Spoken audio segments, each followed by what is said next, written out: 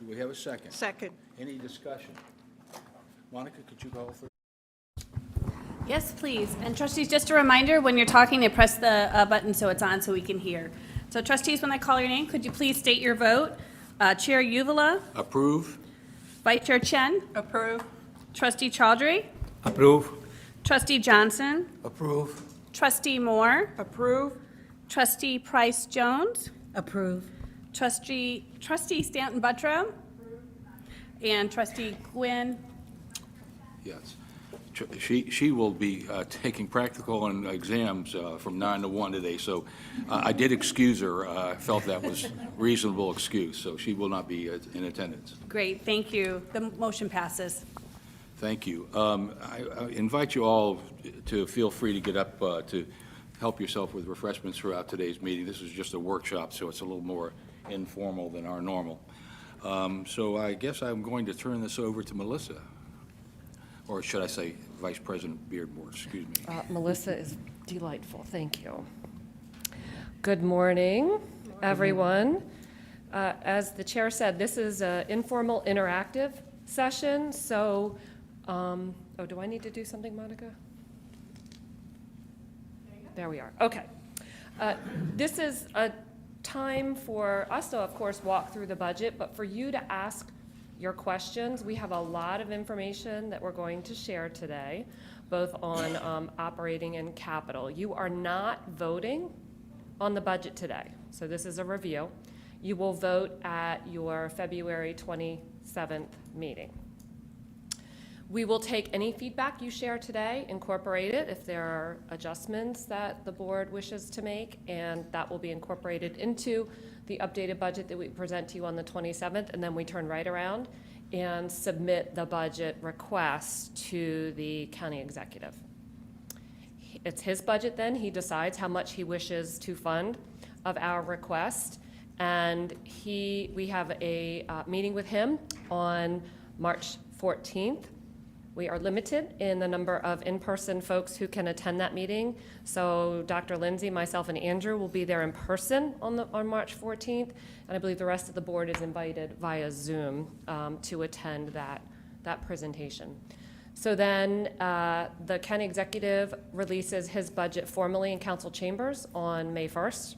And that's officially when we learn how much funding the county executive is providing for us. Then becomes the county council's budget. We usually have a hearing in early May in council chambers. And then the county council has until June 15th, technically under the law, to decide on the budget and vote on the budget. It tends to happen a little bit earlier, but as we get closer, we will see the county council's schedule. So. I'd like to clarify also that Rick is on Zoom, so he can hear us and respond to any inquiries that you might have during today's presentation. Thank you. Very good. And we've spent a lot of time developing this budget. We extend our gratitude to the Board Budget Committee, which has met many times, chaired by Dr. Johnson, Trustee Moore, and Trustee Uvala, attended all of those meetings. So we thank you for your feedback as we work through this budget. This is a disclaimer, as I mentioned, given the process, an official disclosure regarding the information presented today. This is our agenda for today. As I mentioned, we'll go through the operating budget, the capital budget, and then we'll have some fun with the multi-year budget planning tool. You will notice just a little housekeeping as we get into some of the remaining slides. There are little footnotes on the slides in italics. It might say see page 5. That's referring to the board workshop materials that you received. It's about, 100 pages of background information, so you may want to have that open if you want to see more information. We're going to hit the highlights on the slides, but there is more information in those in the workshop materials. And I'll call those out, hopefully, as we get through those slides. As we talk today, helpful to be reminded of our mission and how it focuses our work. And before we get into the details of the fiscal 25 budget, we'll spend a few minutes providing some context For you, certainly important in terms of accreditation to show that we review and assess the effectiveness of the investments in our resources. And we start with an update on the current year by sharing a financial status report. We do share this report on the regular, certainly with the Audit and Finance Committee while they're doing their work, and then we transition to the Budget Committee, and they meet many times during the year. So here's where you see the little footnote there on the lower left-hand side. So see page 5 in the budget workshop materials, you can see a little bit more information. We're hitting the highlights here. This is our operating budget status report as of December 31st for the current year, fiscal 24. Good news is that for the current year, we have a balanced budget, and all areas of expenditure in that expense section are projected to be within their appropriation authority. If we're going to spend $1 more in any of those categories, instruction, academic support, et cetera, if we're going to spend $1 more, we have to go ask the county council for approval. So we monitor very closely in those categories. Student tuition and fees are projected, again, as of 12/31, to be above budget by 7%, which is resulting in overattainment in tuition and fees of about $2.5 million. Other income is also over budget. This is where we benefit from higher interest rates, so we're earning more interest income on our cash balances. The balancing number is the TSF, or Tuition Stabilization Fund, and auxiliary transfer. We budgeted a transfer of $3.3 million. That's in that FY24 budget column. But we're estimating to add $1.5 million to the TSF at this time. And we do have a few slides on the Tuition Stabilization Fund that we'll review so you can see how the estimates compare to the board's policy. One comment that savings on expenditures, you can see there's some small numbers there over to the right. That's the projected underspending. That's definitely smaller than we have trended in the past. In total, the $1.7 million, but also certainly in plant, that $15,000, that's a pretty narrow margin there. So we are monitoring very closely. And what's happening there is we have, most of our savings comes from turnover, salaries and benefits savings that we see when folks leave the college, and as we see planned hiring or delays in hiring. We've increased our turnover budget to align with current staffing trends, and we're just not seeing the overall budget savings that we have seen in prior years. So we do monitor that very closely. That does challenge our ability to fund year-end expenditures. We will look at the savings here and say, what weren't we able to fund in this example, FY25 budget? What aren't we able to fund? And we'll deploy savings towards those high priority items that weren't able to be funded in the budget. So it becomes challenging because, as I mentioned, overall, we have less savings, so there's less money, and sometimes it isn't in the right category that I talked about previously. And again, this entire report with footnotes and explanations is on page 5. And Mr. Chair, I'll keep moving unless there are questions. Okay. Any questions from anybody? Okay, thank you. So next, we'll take a look at some quick kind of environmental scan and other information, sharing some thoughts regarding the impact of investments that we have made. We will be embarking on a new strategic plan for fiscal 26. We'll be assembling internal and external data and factors that are and will be impacting our college. In the meantime, we do assess our current environment regularly, including with our Enrollment, Retention, and Completion Council, ERCC, to drive our enrollment planning. We break down our enrollment in different ways, as you see when Dr. Pattison reports enrollment reports to you twice a year. And you will see that some of this information in the next few slides. In this slide, note that there are 3 categories at the bottom: continuing, new, and returning students. New students are those that have never attended AACC. Continuing students are students who were enrolled for the past 2 semesters. Returning students are those who stopped out for at least 2 semesters and then re-enrolled. And in fall 2023, for which we have the most recent data, we are seeing growth in new, and continuing students with a slight decline in returning students. With Maryland's new blueprint legislation, we've seen a significant increase in our dually enrolled high school students. That's probably not news to you. We've seen a 50% increase in those students since fall of 2020, and the percent of total headcount has also increased to almost 17%. So our continued investments in supporting these students is certainly an opportunity for us to convert those students who have a great experience with us into AACC students once they graduate from high school. We define adult students as those who are 25 or older. This slide shows our headcount increasing a bit over fall 2022. However, as a percentage of overall headcount, that percentage is declining, with the number increasing because of the significant increase in dual enrollment from the previous slide. So you know how the reaction works there. So we especially want to ensure that adults who may have a degree but did not complete it see us as a place for them to resume their academic pursuits. As our community becomes increasingly diverse, we are seeing a significant increase in Hispanic and Latino students. And our Black African-American student headcount is rebounding to 2020 levels. And as a percent of total enrollment, fall 2023 represents the highest percentage of headcount at 18.1%. In addition to the data reviewed in the previous slide, we know there are other factors impacting enrollment. There are demographic changes nationally and certainly at Anne Arundel County Public Schools. We expect that there will be a smaller pool to draw from with additional traditional college-age populations as high school students, graduates are down slightly. And as you know, the student loan repayment is starting. So many families are unfortunately having to consider how best to direct their financial commitments.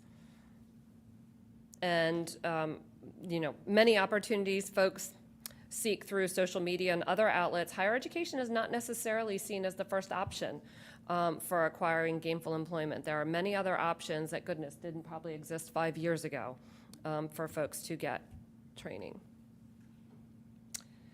However, even with some of the enrollment challenges, we've certainly seen growth this fall in many of our student populations through both our recruitment and retention efforts. We've made adjustments to create model courses that improve student success at the course level. And again, focusing on adult students, we have an opportunity to help our dually enrolled students see a pathway to a career or transfer by continuing their academic journey with the college. We certainly know community college is a wonderfully affordable option for higher education, and we still, however, despite that, need to make sure that there are adequate financial opportunities and support for students to attend. And we'll talk a little bit about our wonderful foundation that provides scholarships and other support for our students. So with that context, we'll wrap up our report by sharing some assessment measures through a fiscal lens. So our vision is what we strive for.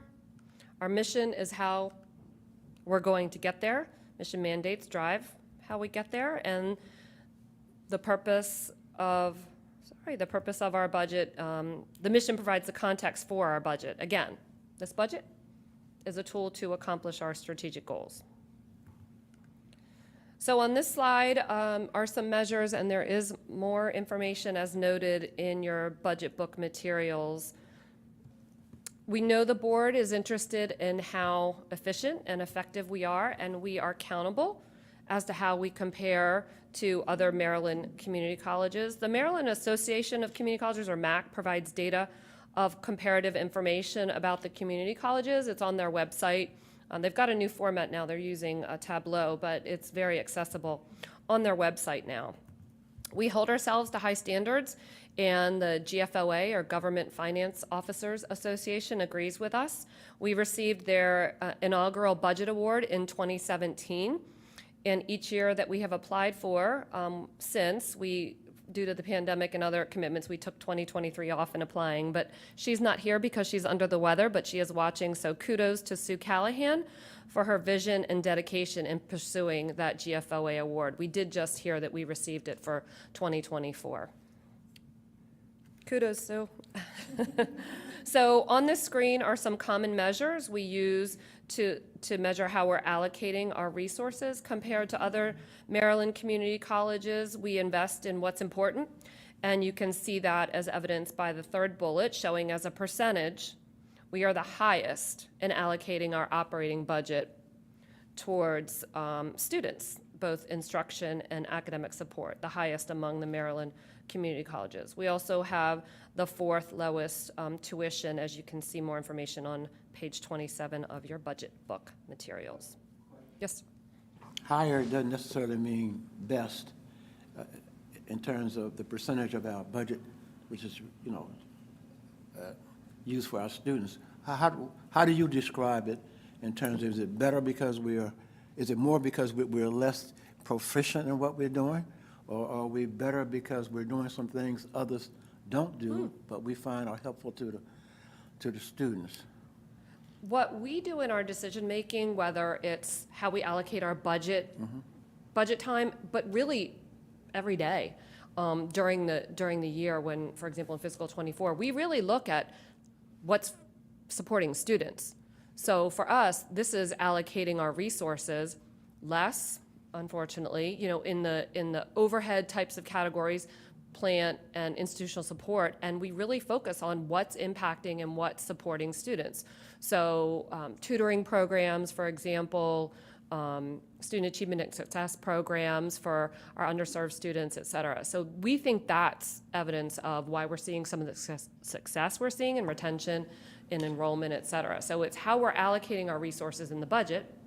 We might not fill a staff accountant position. We may hold it vacant longer in favor of an advising position. And then in terms of how we're allocating our budget, it's just showing what our priority is. That's the financial manifestation of, we think it's important to have services and faculty members and, obviously in support of students. I don't know if my colleagues have anything to add. We don't have we don't have an indicator of what we're doing is better or worse. So everything you said made sense, but when we look at things we try to do, we're trying to see what is the impact of what we do, so and in a measurable way. And it might be something to think about and see if others are doing the same things. Then we can find out whether or not we're spending more money or we're giving more goods for our students to be successful. So it's not a repeater, but it's just something that I think about, and I couldn't figure out where's the one thing I can find to say that's better to do. Well, you're making me think. I mean, that's really, when you talk about accreditation, why they're so, the emphasis is so much on assessment. So it's exactly what you're saying. The investment of resources doesn't make a difference. And is it enough? Is it too much? And or is it getting us the results that we want? So I think that's why assessment, that's what you're talking about. Assessment is so important. And looking at the financial resources, looking at the student outcomes and other data to make sure that those investments are really what we're generating the outcomes that we're looking for. Okay, that's important. It's a great point. Vice President Beardmore, perhaps we could sometimes think about footnotes that we might add. For example, I think that we've, in recent years, doubled the number of counselors that we've had available, which was shown to something that we were really short on, but that goes directly towards getting students to return, getting students to complete. Things like that might be just worth noting, but I don't want to have you do a bunch of adjunct reports that way. I just, when you're doing these, perhaps a few footnotes Sure. like that would clarify it. Yes, we can do that. Thank you. Yes, good memory there too. That was years ago. Mr. Chair, if I could. So, Dr. Johnson's question, I really, thank you for asking that, because I was reading the footnotes, and it struck me, under budget. So, is our budget reliant upon all of these under budgets? You see what I'm saying? So, to Dr. Johnson's point, we are balancing different priorities, how much is our budget reliant upon us, these factors that are listed in this slide, happening? Do you see what I'm saying? Maybe I could add a little light to it. Vice Chair, are you saying that when we are reallocating from one area to the other, should we understand what that reallocation is? Because that's how we often balance the budget, not just with the TSF, but also taking open positions and moving them to other areas. Right, so thank you. That was excellent. So the reallocation, so these footnotes, are they telling us? What exactly are they telling us? Reallocation, choices that you're making? You're referring to the footnotes on this, related to Right. this, on page 5. Okay. Well, slide 92, it's the operating budget status. Yes. So this is in the current year. This report is basically showing if a snapshot in time where we think we're going to end up as of 12/31 for the rest of the fiscal year. And you're exactly right. We are projecting we're projecting expenditure savings of about $1.7 million. Right. That's generated from exactly in-year decisions where we, the bulk of it is from salary savings of vacant positions. We do plan for and budget for turnover in positions. We know that happens. Right. Folks leave organically. So we do budget for some turnover. What we're seeing, and it's not a lot on a $130 million budget, $1.7 million. I mean, it's not huge, but it is something that we pay attention to. What we are seeing is savings as a result of turnover. So we are seeing folks leave. We do actively manage positions to make sure that we meet our turnover budget. And we sometimes reallocate during the year.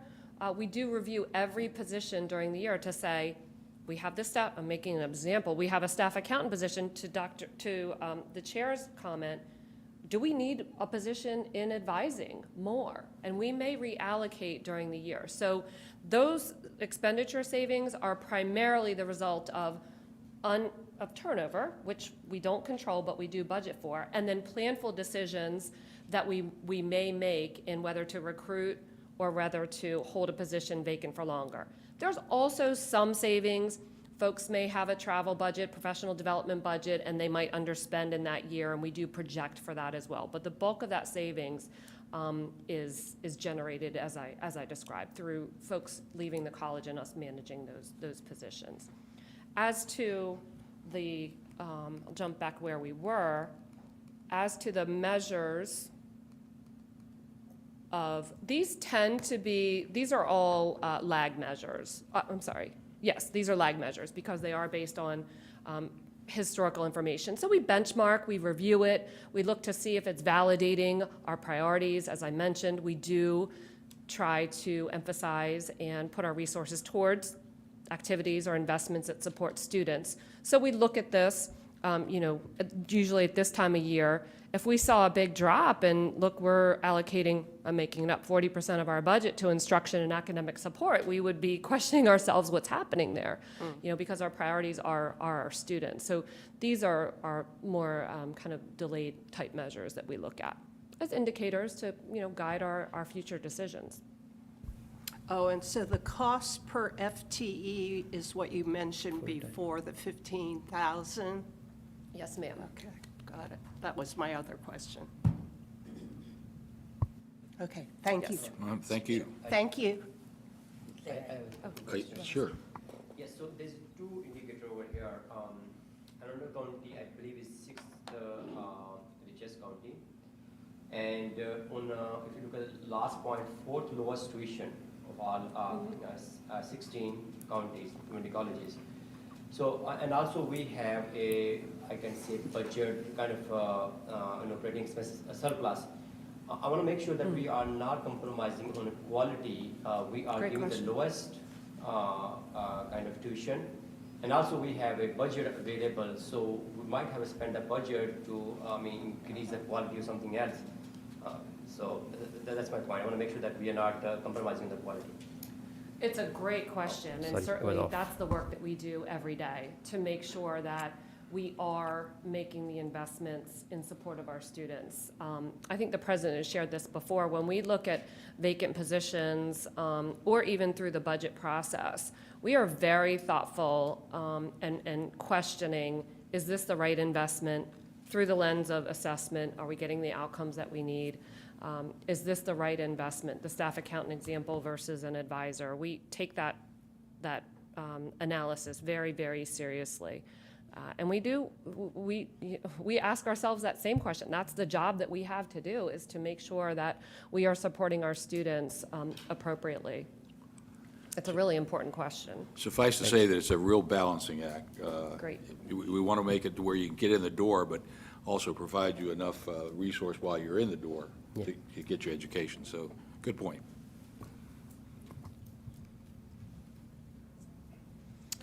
All right, so regarding the affordability mission mandate, some measures here on this slide. The maximum Pell Award, that's, in case you're not aware, that's a need-based federal grant for undergraduate students. It is estimated to fully cover tuition fees and estimated books for eligible students. So that is another indicator that we do look at. And as always, we are grateful for the support of our AACC Foundation and its donors who provide private donations for scholarships for our students.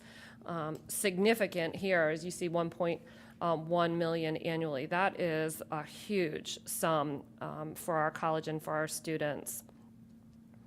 They also provide, as you know, operating support for our programs in addition to scholarships. So we are just so fortunate to have our foundation supporting our college and our students. I'd like Well, to amplify that as well, please. because having joined the foundation in 2010 and been involved in the campus, the growth has been unbelievable in terms of what they've done. We can be very, very proud of that progress, and it's a big, important part of our operations. So, thank you. Very much so. Thank you. We'll talk about this more later when we dig into the budget for '25, but this budget does include a moderate $1 increase in the in-county tuition rate and a $1 athletic fee increase. And we're very happy to report our continued textbook affordability efforts to help offset tuition rate increases, and in fact are projected to save students the annualized equivalent of $5 in tuition rate in the current year. And we've honestly been a leader in the state, I think, in our affordability efforts, goodness, since back in 2007 when those efforts started. We expect these savings to continue into '25 as we continue those affordability efforts. This is an example of something that's not great for the bottom line, in terms of our bookstore, but it is very good for our students.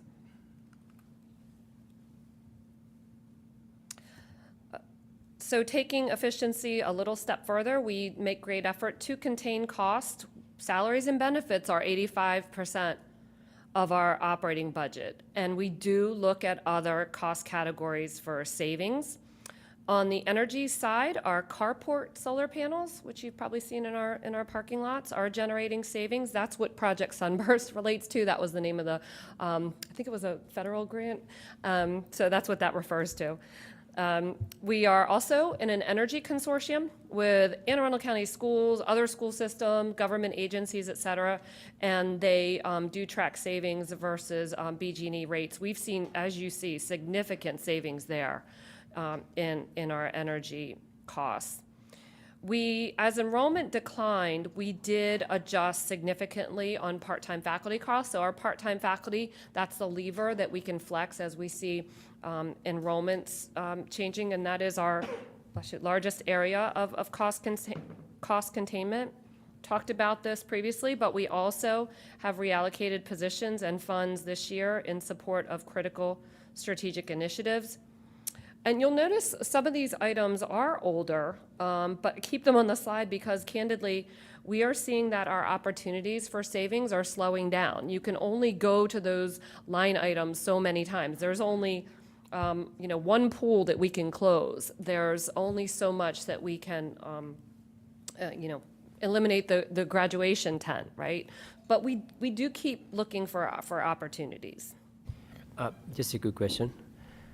So energy we are saving, how much we are paying extra? Is there any capacity to increase that a little bit more, or that is the maximum capacity we are getting? I mean, how much we are paying? Do we know how much we are paying?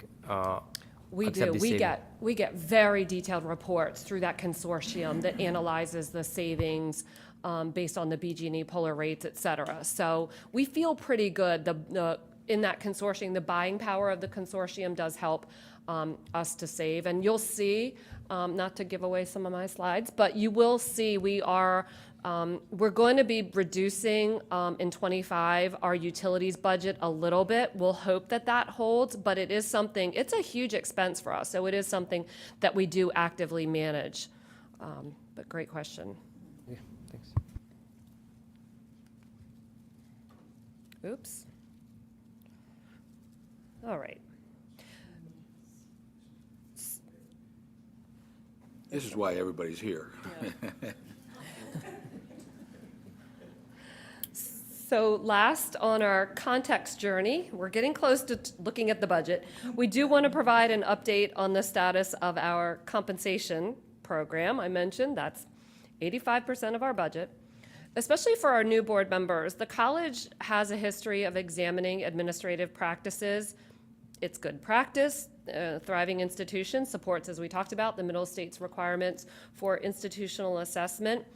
In fiscal 15, the board set a goal for us to review our compensation systems to support our hiring and retention goals for quality faculty and staff. And faculty through the current TFO compensation committee and staff through their own separate committee actually created our current compensation system. So it's a primary example, and I don't know any institution that's done this, of shared governance in action, right?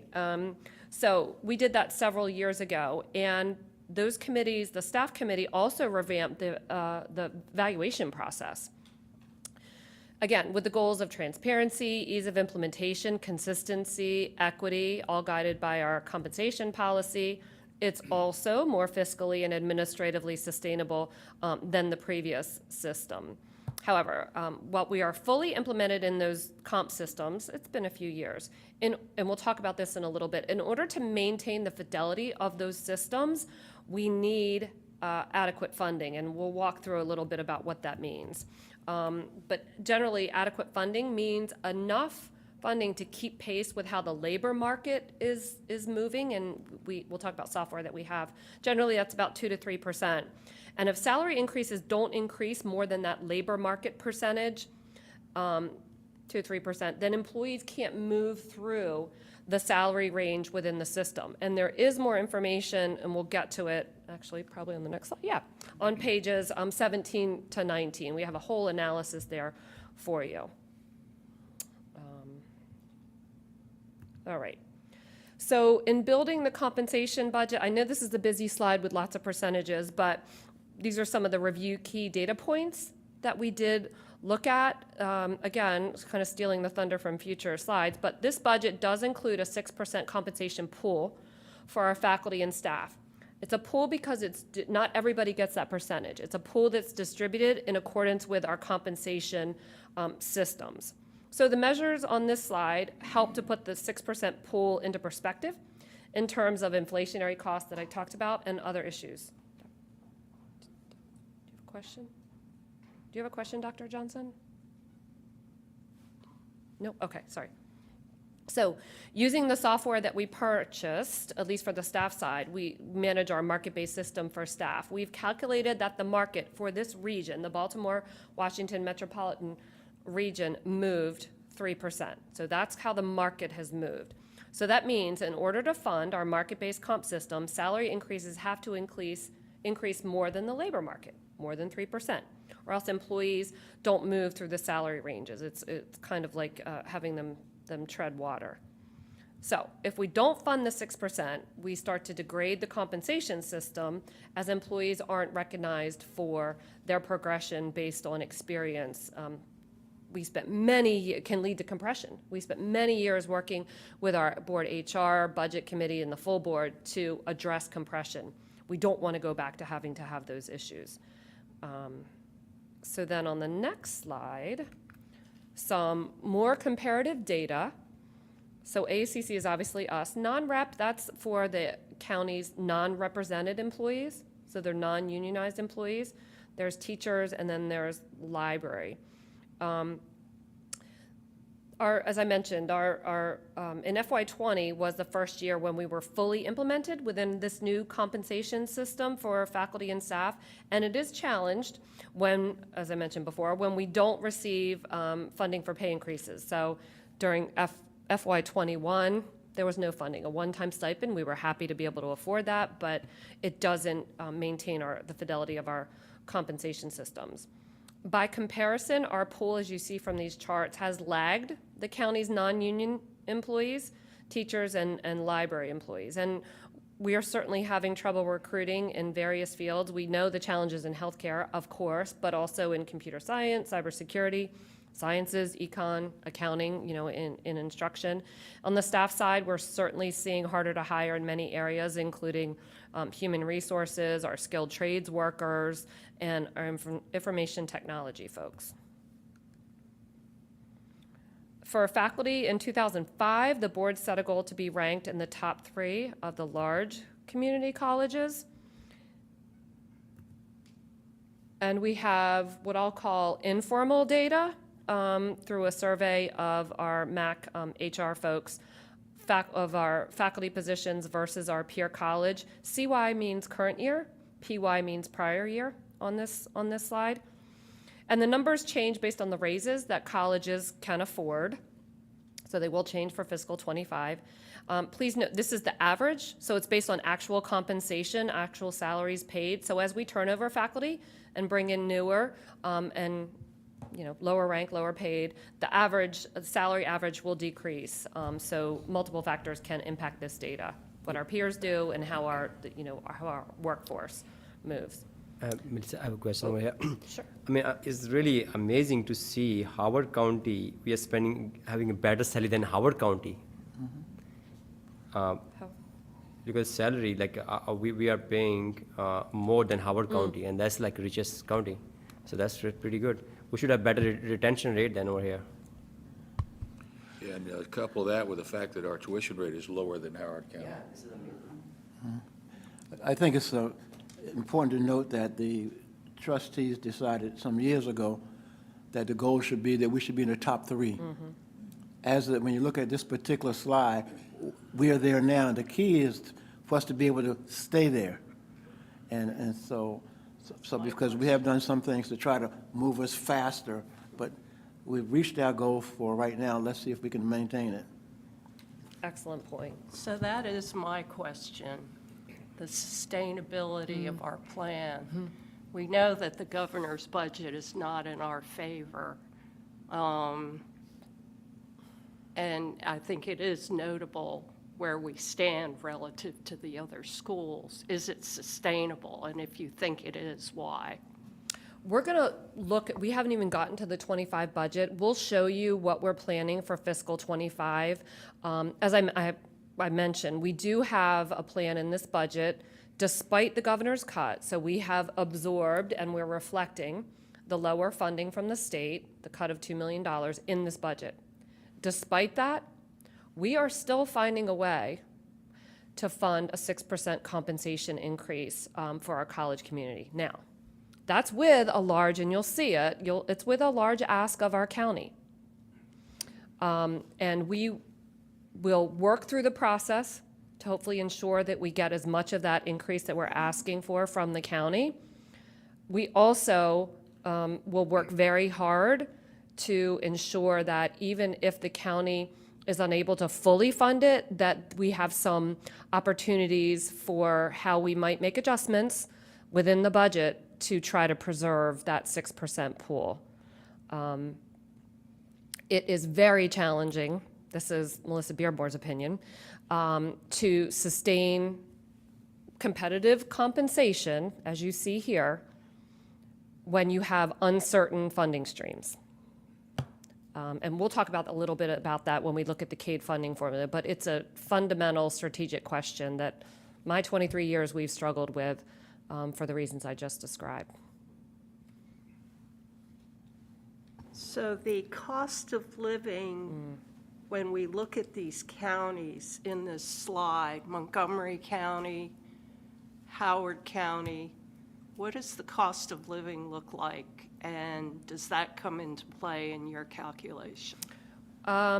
We don't use cost of living in setting salaries. We will look at a slide. We do have a slide that benchmarks how much our tuition is related to median household income. So we do have a fun slide to look at related to tuition. But really, the software that we have in setting staff salaries, it helps us. That's what I mentioned about how it does that market survey of the Baltimore-Washington region to see how much wages are moving as a percentage to at least reflect what seems reasonable for the positions that we have, the market to move. So it's, like a COLA kind of level of calculation. But we certainly know the counties that you referenced, Montgomery, Howard, even Anne Arundel has a high cost of living. The housing, that's a whole nother conversation, the efforts at the county to provide affordable housing. We know that housing is probably the biggest challenge in these areas, but honestly in the state probably, in the more suburban areas. So it's your opinion, the staff, that this number for Anne Arundel County is absolutely positively necessary? This number represents the average salaries of I understand. our I understand. The faculty. salary number, in your opinion, is crucial. We will not be able to retain or hire Yes. if we're not in this range. We're already seeing that. Yeah. This helps. A 6% pool will help, but Yeah. we see that every day. Yeah. As we, Felicia's team has a wonderfully talented student services team. We see folks, and it's good for them, going to Howard County, promotions, Hopkins, getting promotions or doing lateral transfers with higher wages. So this is helpful. This is absolutely the trend that we want to see, and we're happy that we were able to fund the 10% the current year and the 6%. That will help, but we struggle. It's a labor market that is inordinately challenging right now. So do we know how beneficial the 10% was or is? You can tell I'm trying to, for the benefit of everybody here. Yes, I understand. Yeah. I think certainly when we looked at the previous slide with the chart, it helped us catch up a little bit to what the county is offering, non-represented employees, et cetera. I think in terms of, our salaries are pretty competitive generally. I think you start there and, But have we retained? So, no, we haven't. We have turnover. That's interesting. We're higher education. We are not corporate. We struggle certainly in certain fields, certainly in technology, our staff in technology, goodness, those folks can go out and make gobs of money. We have wonderful benefits.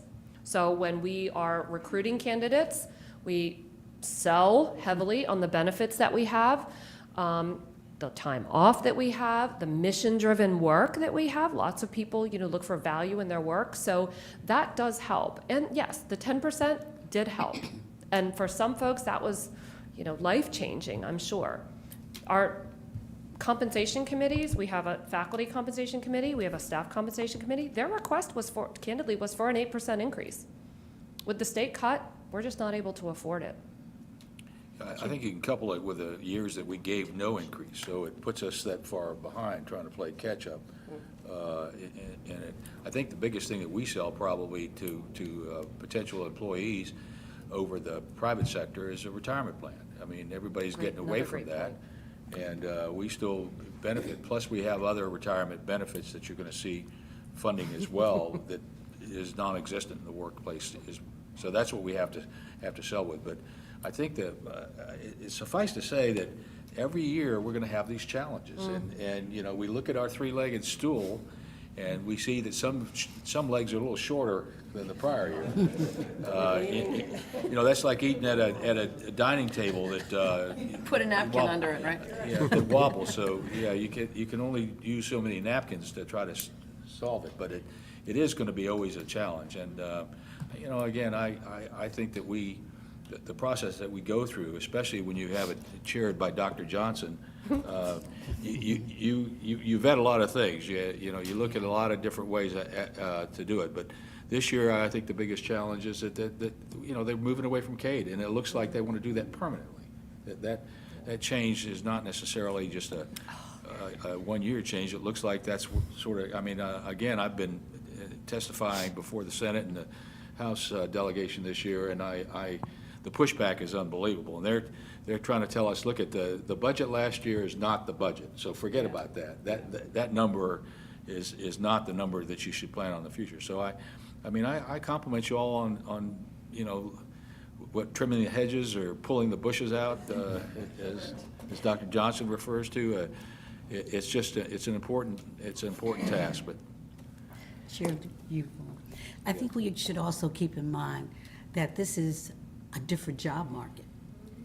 It's a different generation. People don't stay on jobs for 20, 30 years anymore. And sometimes they just move because they want to be in a different position or a different school. So I think, what's the average, 3 to 5 years with this generation that they stay on a job before they move? So I think that has to be factored into the equation as well.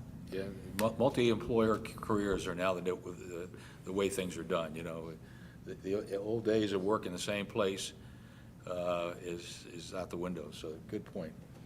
Thank you. Just to add one thing over here, we are one of the top colleges in nursing, healthcare, and healthcare, you know, salaries higher. So that makes sense.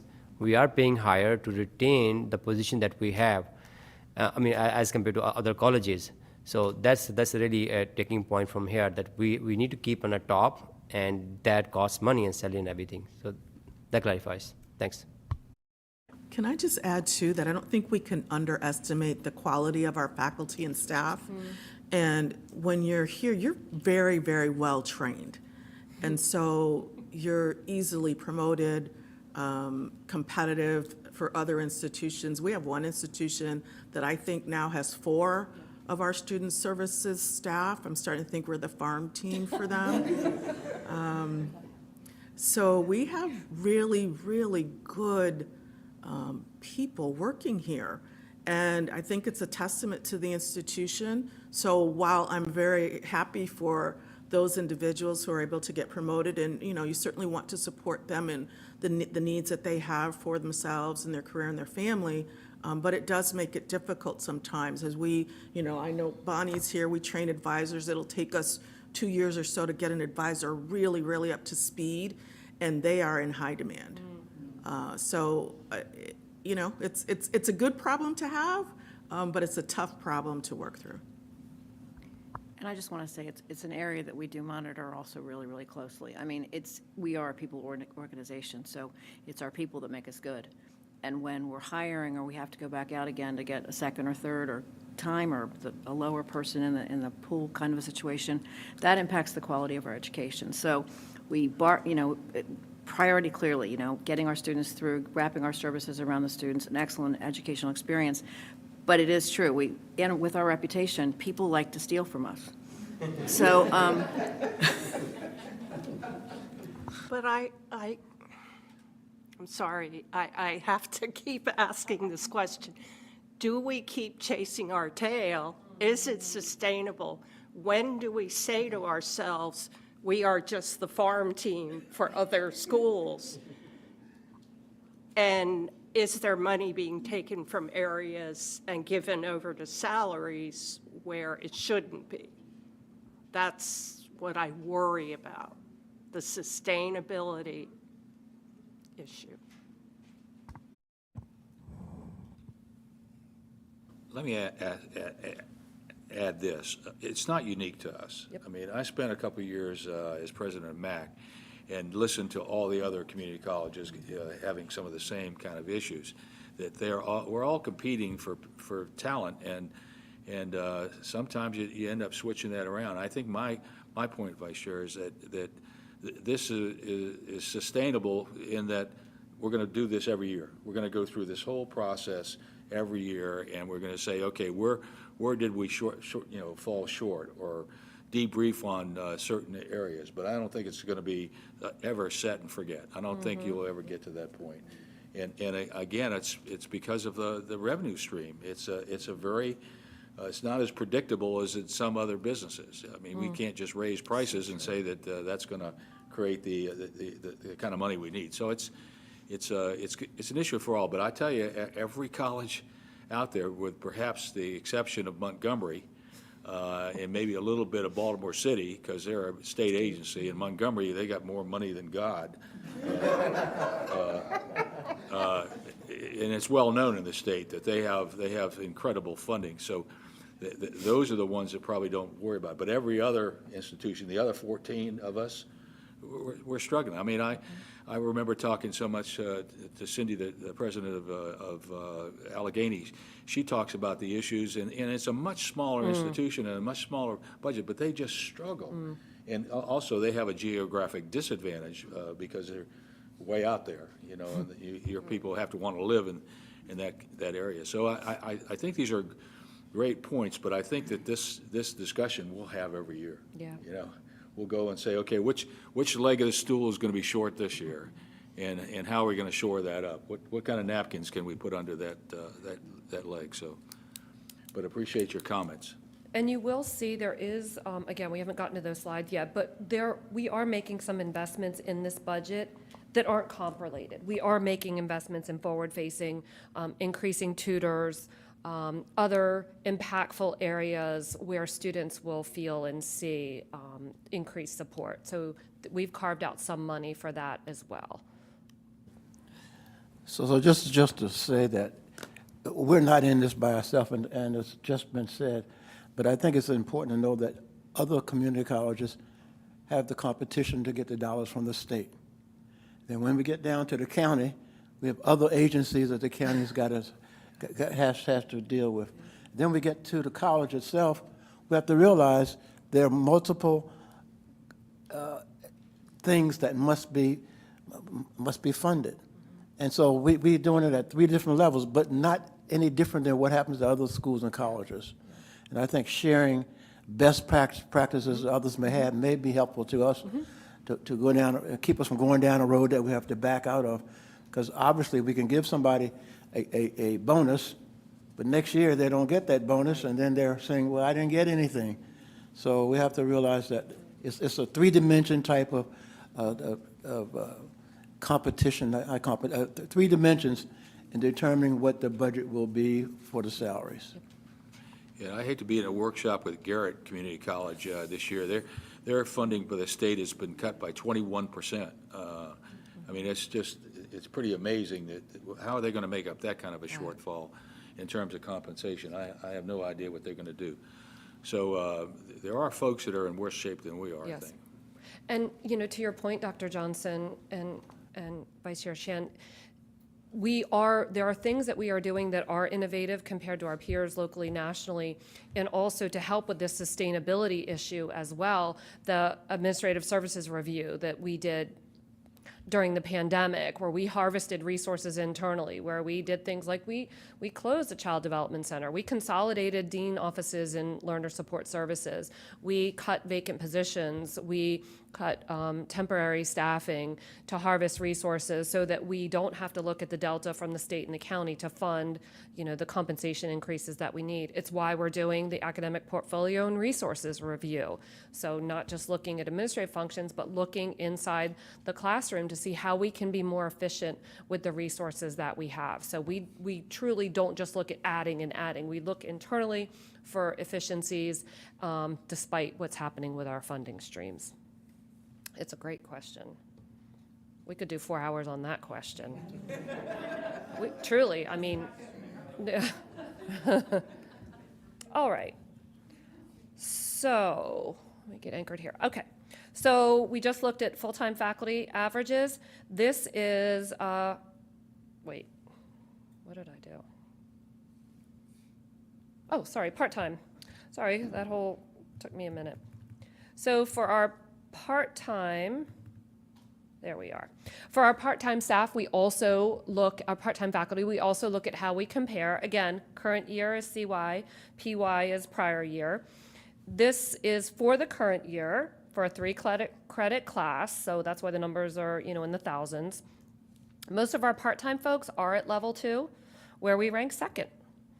And looks like we moved up in level 1 part-time rates from 3rd to 2nd, so progress there.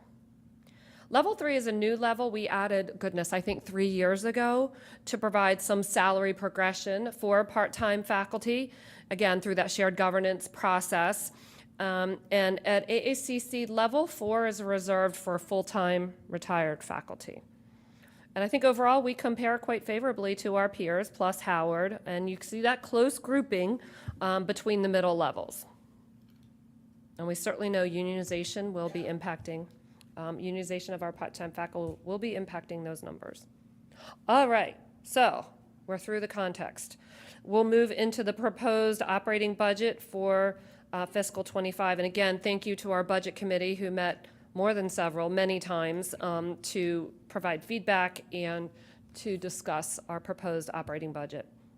So we build the budget, we tend to build the budget in this order, what expenditures are absolutely necessary to support our strategic priorities. We follow best practices in budgeting, which includes setting high-level guiding principles.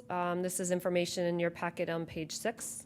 We do measure and assess the proposed budget against these principles, and we have a fun document in your budget materials. We finally call it the red light, green light document. We use colors to assess where we're doing well, it's green, where we think we have concerns, yellow, and red, where not so great. So that's on pages 9 and 10. And continues. I know we use a lot of acronyms, so I'll try to call those out when I see them, but OPEB, we'll talk about that a little bit. That's other post-employment benefits, as the chair mentioned, has been a liability that we have to fund, and we've really come a long way we'll talk about that in some future slides. Oops, did I go one too many? Sorry, I have a lot of clicking going on. I'm trying to track here. All right. So similar to previous years, and you'll see this in the detail slide, there are kind of key themes or categories that represent our priorities in terms of how we categorize and prioritize our expenditures. I went backwards. All right. This chart reflects our budget development process. We build our budget on the expenditure side from the ground up. So many of the folks listening and behind me have the fun of having their department submit requests, 154 for fiscal 25, totaling $6.9 million.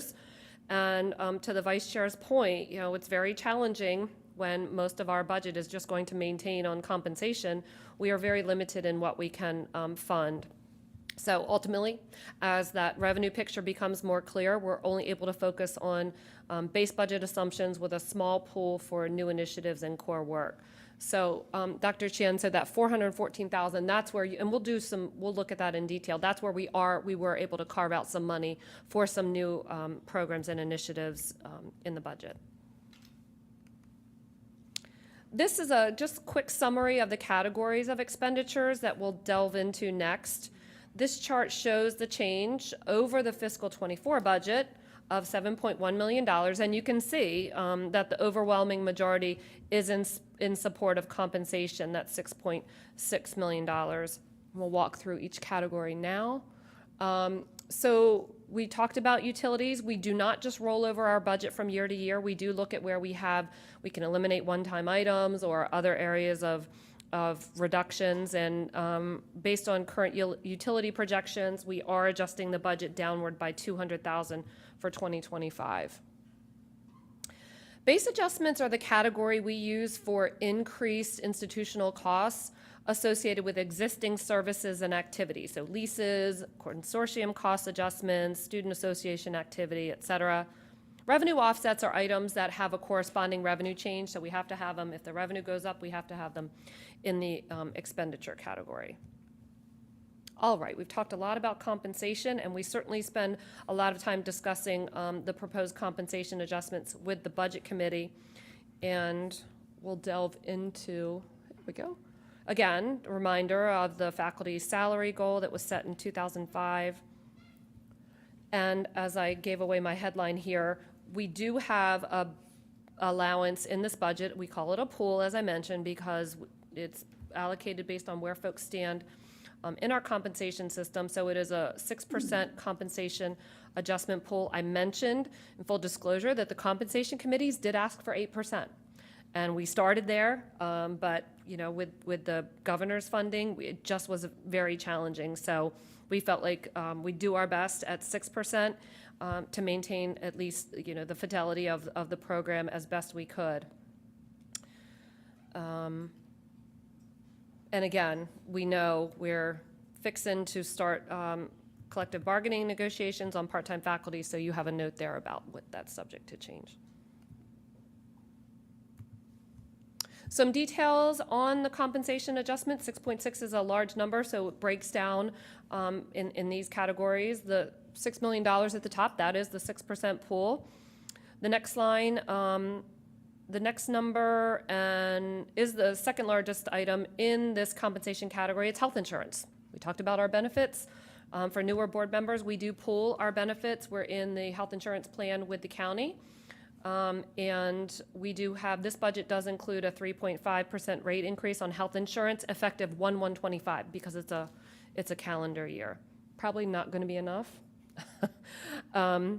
We also have a contingency, we've talked about this with the HR committee, for a new Maryland requirement for a new sick leave category. So you may hear the Time to Care Act. We do have some projected funding related to that requirement. Other items are compensation and benefit related based on assumptions. In our budget, we do have that third item, adjusting part-time faculty budget to our projections of a little over $1 million. That's not a rate increase. That's actually based on how we're utilizing adjuncts. We are projecting that we need another $1 million to reset our budget to projected amounts that we're seeing this year for part-time faculty. The negative numbers, we talked about previously how we do budget turnover. So we do budget for the salary savings when folks leave the college. The negative $497,000 is an increase to our turnover budget to help us balance the state funding reduction and reflect also the proposed compensation increase impact. And we likely will have to hold some positions vacant for longer. The last item is a negative number because it represents the true salary savings of new hires in the current fiscal year versus the budgeted salary. So we roll that salary savings over into the budget when we roll forward the compensation budget. I think that's generally October of the current year. So there are some savings plowing into that sustainability comment. We do look to see, okay, we've reduced our comp budget based on current hires. So we factor that into the budget. So that gets you to that $6.6 million. Legal and regulatory compliance reflects institutional costs that we believe are absolute must-dos. Institutional insurance is budgeted to increase based on our analysis of the market, and our compliance needs are increasing. So that's external environment pushing requirements to us, and we are planning to hire a part-time person in support of our Chief Compliance and Fair Practices Officer. As I mentioned previously, we managed to carve out some funds in this budget in support of our strategic and student success initiatives. So, for retention of our current students, there's funding for athletics, along with increasing tutoring services. We have some equipment maintenance for the HLS, for the Health and Life Sciences building. And we're also increasing funding for language translation services in support of our DEIA priorities. Another recap of the allocation of new funds within this budget. Again, the majority of the increase coming from compensation, but there are some initiatives that students will feel and experience. And then, so that's expenditures. Next, we'll move into the revenue side of the equation. We talked about state funding. I don't think it's news, but CADE is the formula through which the community colleges are allegedly funded. It ties a percentage of the annual state aid allocated per full-time equivalent at select University System of Maryland institutions to per FTE to the community colleges. The board, we've talked about it, is well aware that the governor's budget for '25 cuts funding to the community college by $22 million and makes other wonky adjustments to the formula. So the result for us is that it is a true $2 million cut, and you can see here, I'm rounding, but a $2 million cut versus what we're receiving this year. So it's not a cut to an increase, it is a true cut to what we're receiving this year. Okay.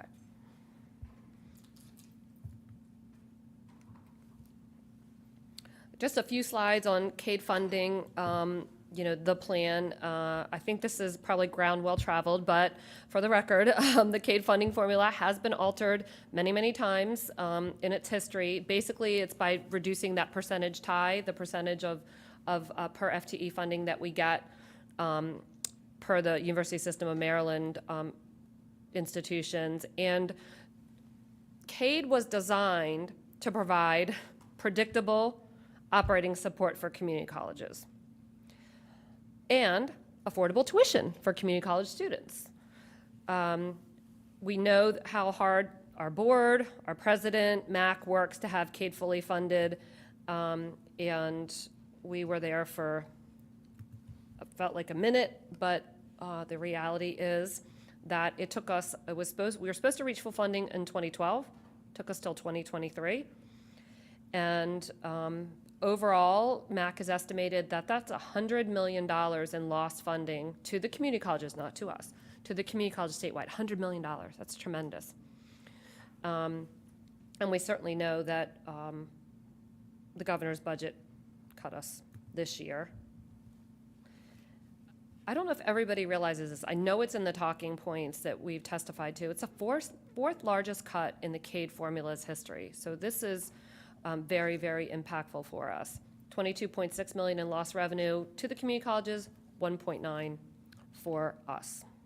I'd like to say, just in defense of the General Assembly, they have a tremendous budget shortfall predicted, and they're looking at every allocation there is, especially any that are percentage-based. Yep. And it's a challenge for them because they've got to do what we're doing. They got to figure out, well, where is this all going to come from, and what are the programs that we don't have to sustain to the same extent? So I think that we can expect that this is going to continue going forward. And I also want to point out it's the county that really steps up to the plate for community colleges, especially in our county.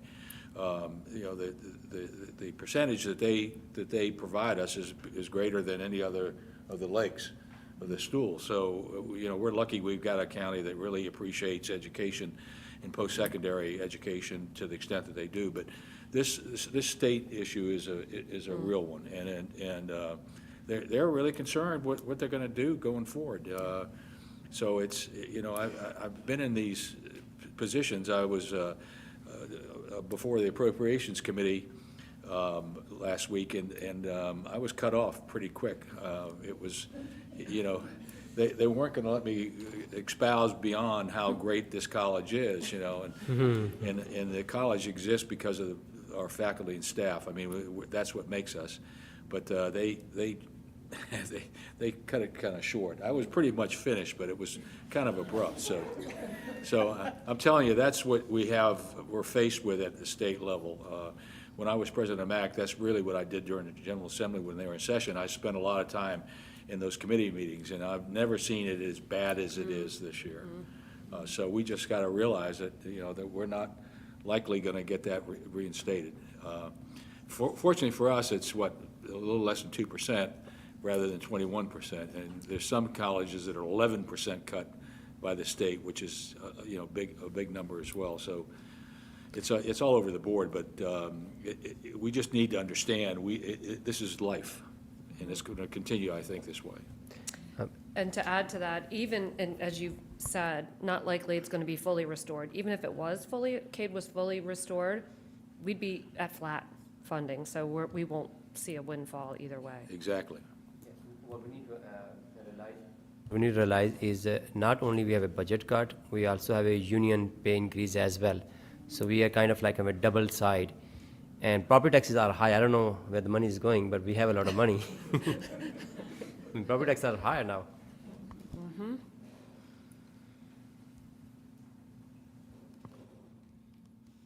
Go the wrong way.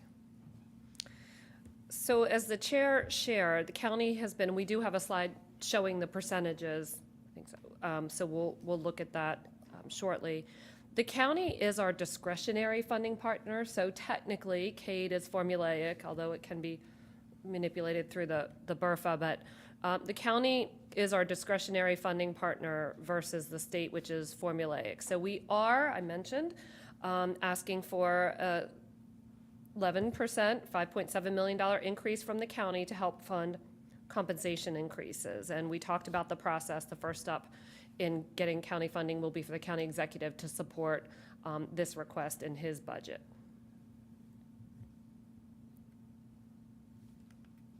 Again, that request helps us to fund the college's pay package, helps to offset that state funding cut, and allows us to maintain tuition affordability.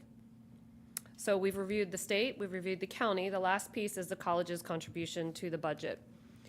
And this slide shows our tuition and fee revenue along with the tuition rate increase. We've talked about it, $1 in tuition and $1 in athletics. Consistent, we looked at it previous slides with that guiding principle in building our budget of small incremental tuition increases, which we've heard from students. That's what they prefer. Increase us a little bit each year versus holding tuition for a few years and then doing a larger increase.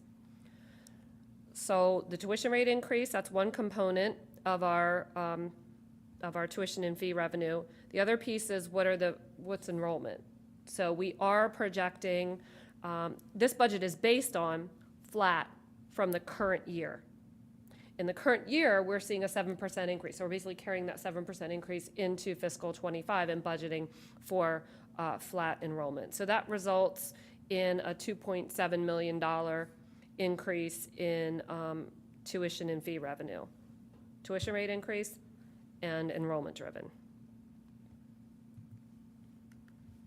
Some more data, and there's more information. It's a little bit of an eye test on page 23. This is a summary of our tuition and fee rate increases since back to 2020. I think of note is the moderate increases there at the bottom as a percentage, between 1% and 3%, depending on the year. Again, consistent with the board's guiding principle of small or incremental tuition and fee increases, what students have shared with us. The last line shows the estimated tuition and fees for a student taking 30 credit hours in a year. And, by comparison, we're still very much a bargain versus, for example, College Park is $11,505 for tuition and mandatory fees only. And again, that we rank lowest among our peers. Trustee Shin, this is the document I was referring to. It's a little bit bigger on page 28, where we do have an affordability index developed, years ago, that we, again, kind of a lag indicator for how the college's tuition and fees for a full-time student compare to the median household income in each county. So percentage of our tuition versus median household income. And our percentage has remained the same over the years, around 4%, and we still compare well to our peer colleges and Howard. Rounding out our revenues are the transfers to and from the Tuition Stabilization Fund and auxiliary, plus not insignificant other income. So this budget includes a budgeted transfer of $3.2 million from the Tuition Stabilization Fund. It's a slight increase from the FY24 budgeted transfer. But remember from that page 5 document earlier, in the current year, we expect to add about $1.7 million to the TSF. By way of review, it's similar to, a TSF is similar to kind of a rainy day fund that you might hear the government speaking of. It's a one-time funding source for the budget. The balance fluctuates based on how we end the year, so we may add to it, or we may spend from the Tuition Stabilization Fund, either in operating or capital, as we'll look at soon. We have always budgeted a transfer from the fund, however, we don't always make the transfer. And the board policy was set, goodness, years ago, and there's some information on page 33 about that policy. And we do have an MOU with Anne Arundel County. It's about as good as the paper it's printed on, but it is an understanding. The county council was very particular when we developed it. It's not legislatively, impactful, but it does represent a meeting of the minds that we had way back when about maintaining a tuition stabilization fund. We do have a budget guiding principle related to the TSF about responsible usage. It's a balancing act. The board's policy is 5 to 10% of our total budget, so we are within the board's goal of between 5 and 10% at just a smidge under 8%. Mr. Chair, this is the slide we were talking about, showing the 3 funding sources of our three-legged funding stool.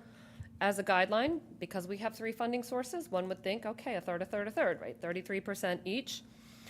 With the state cut, and states at the bottom of this chart in the dark, oops, I didn't move forward, apologies. At the bottom of the chart, yes, is the state decreasing, and they are at 30%, so not where they need to be. The county is at 40%. Now that's reflective of the $5.7 million ask, so that will change. And the college at 30%.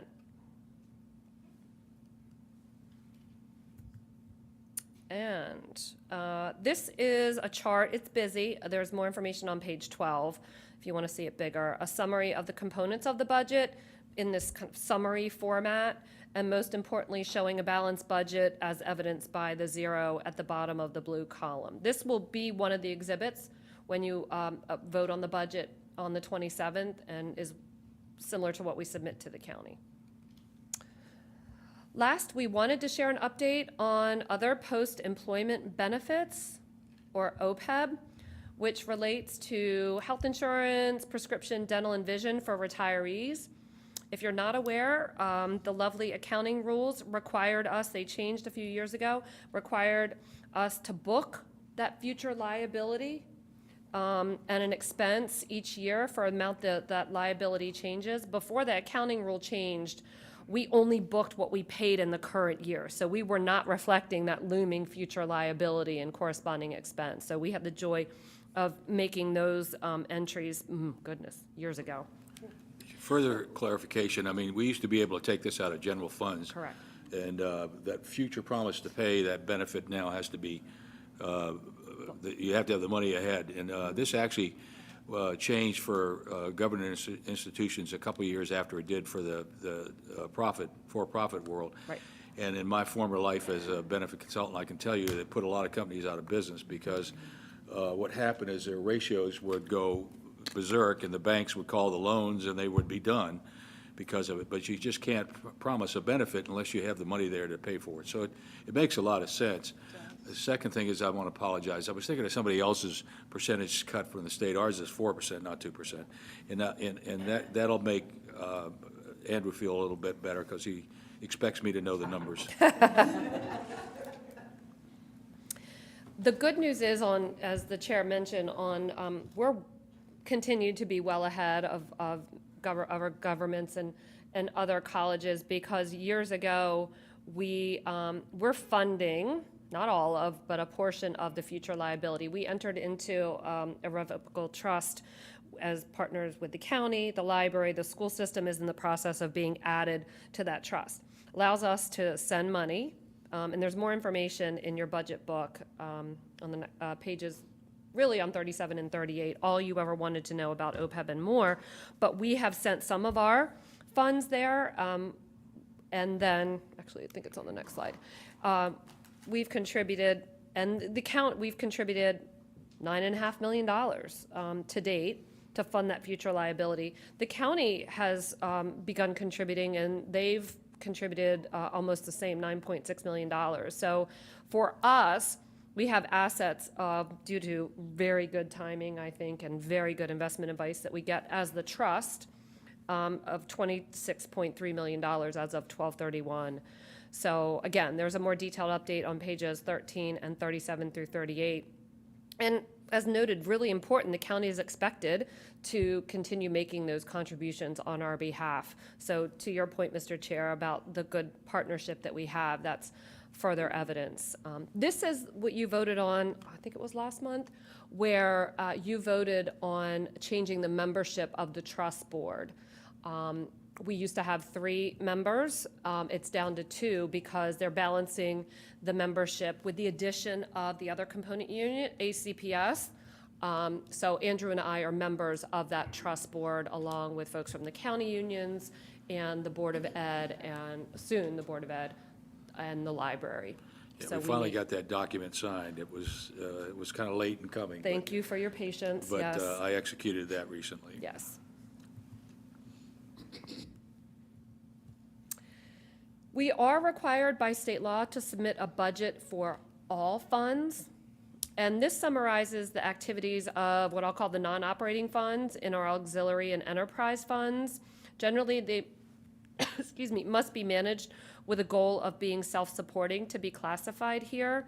So charges, and a fee to support costs. So there's no subsidies or funding from the state or county here. So auxiliary is primarily the bookstore, our events and conference folks, dining services. Enterprise is primarily continuing education, but also physical therapy and workforce development. And restricted funds are primarily for financial aid, and those funds are budgeted basically to be flat over the 24 budget. What's important here is the county council approves this in total. So they give us a line item appropriation for that $34.6 million. And we do build in some cushion because if we have, increased students eligible for financial aid, we can't spend $1 more than $34,607,100. So we build in a little bit of a cushion. But if we are projecting to spend more, we do have to go to the county council to get an appropriation change. So we submit that as part of our full budget.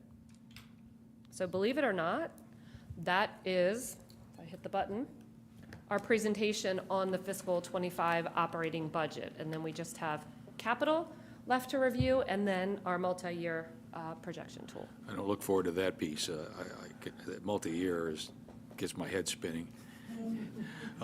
Any questions from trustees? Yes, Dr. Johnson. So I see us giving a lot of things to staff and faculty, but I haven't heard anything about what they may be able to do to help us. In other words, we'll continue to give you more money, but can you pick up another course to teach? I don't know if those kind of conversations go on, but it has to be something that everybody's trying to do their best. And if you pick up a second course of the same one that you were teaching before, it is not double the burden, okay? So one thing there, I don't know if there's any discussions about changing teaching loads.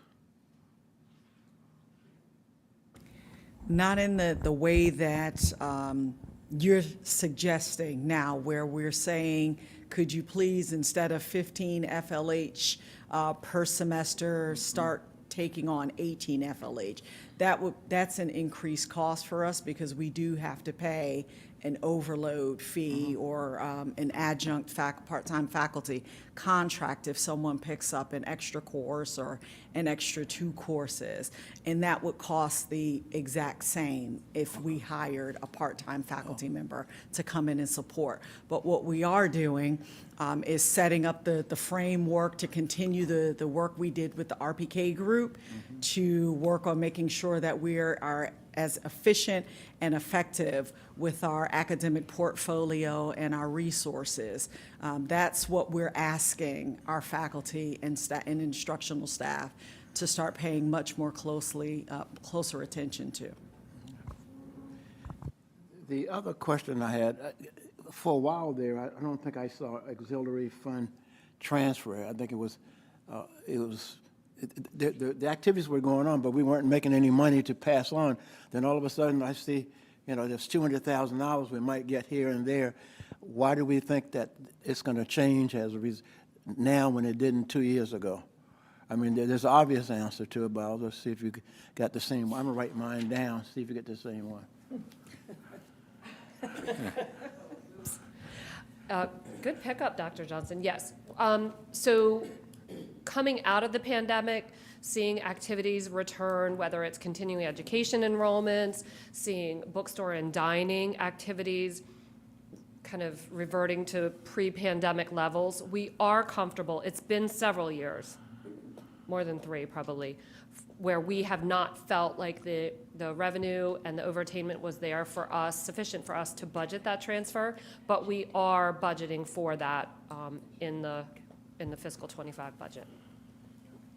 Anything to add? Good? So I think I heard someplace that there was a small amount, and so we put it someplace else, and now we can bring it back which is okay, but I just think that being on the board, knowing that that's the path we're taking it's not a lot of dollars, I know. Yeah. But at least we know that we can see all the dollars that are being generated and going toward the revenue pool.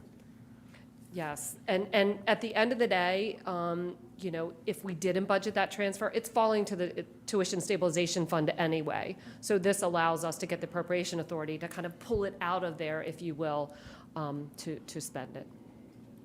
I'd like to suggest that we take a brief break here and reconvene at 10:10. I've been remiss in not introducing Dr. Tiffany Boykin, who is our new general counsel. Welcome aboard. We did do a search, and we were fortunate enough to have her throw her hat in the ring there, and we've ended up with, I think, the best possible outcome we could have. So welcome. Thank you so much. Okay, we'll stand adjourned until 10:10.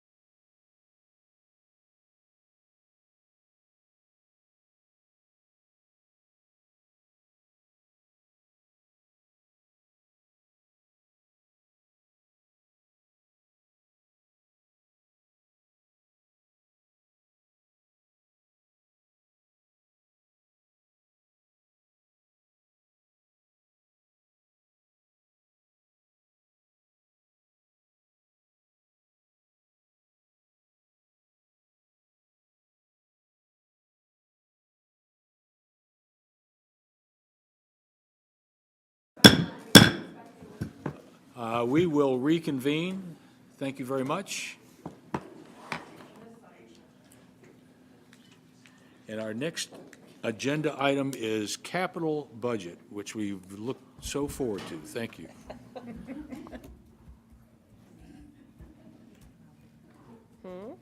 The president said that I didn't sound very sincere. Let me try that again. I really look forward to this next session on capital budget and especially future budgeting. So please. There you go.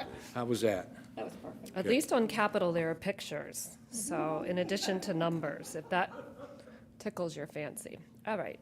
So the capital budget, this summarizes our total capital request to the county. We are required to submit a current year request, so fiscal '25, plus the 5 out years due to the multi-year nature of many of these projects. And there's a bigger version on page 39 in your materials. And now we'll walk through each of the projects. Generally, our new construction and renovation projects, the big ones, are eligible for up to 50% state funding. The Dragon Science Building renovation has undergone a substantive change in scope from last year's capital budget submission to the county.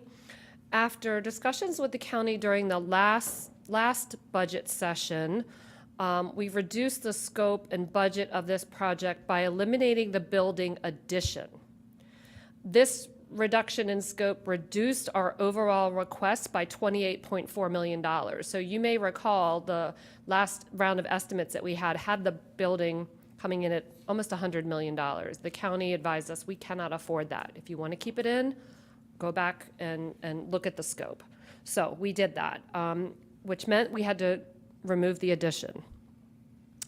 The removal of the addition means that our math faculty will remain in their existing location for the near future, and we would forego additional labs and classrooms in the building. However, the removal of the addition does not take away from the fact that the existing facility is in dire, desperate need of renovation to bring existing spaces within current standards and codes.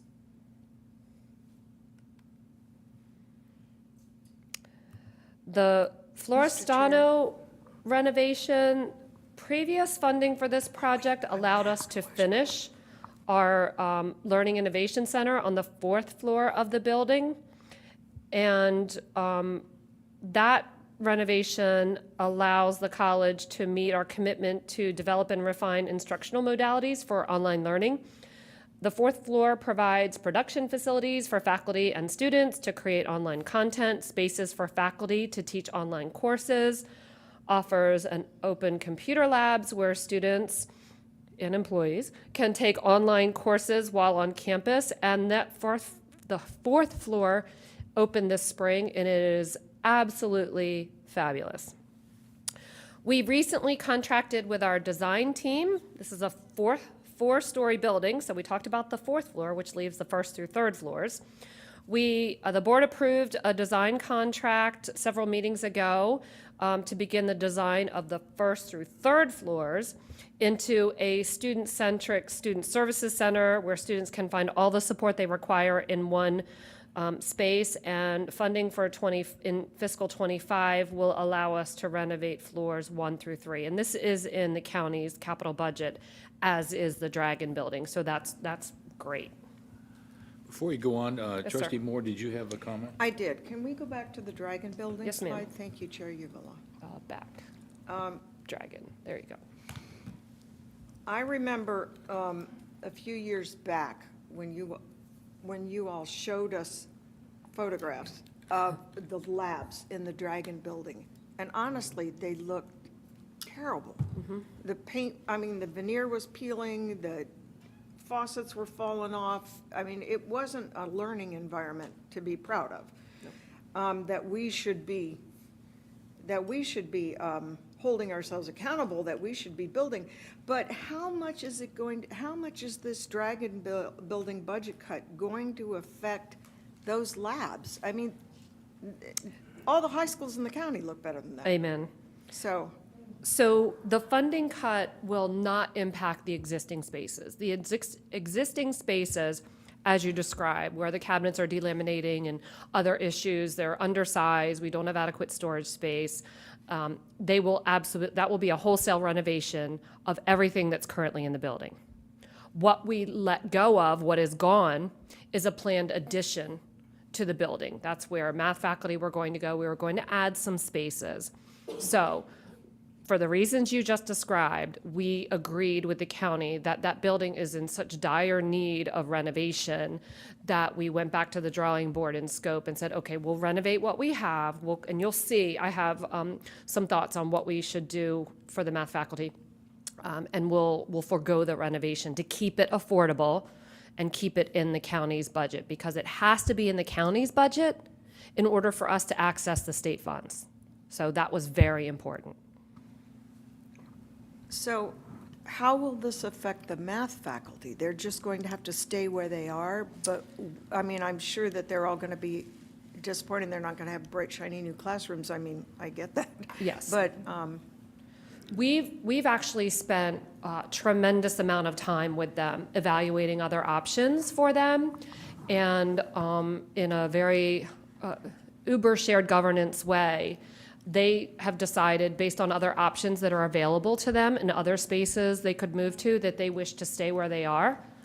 And we do, I'll jump to it, I'll get to it fairly quickly. I think it's 2 slides away. We do have a plan to renovate that existing building. But we did consult with them quite a bit about what options exist for them. Thank you, great question. Thank you. Okay, I went back.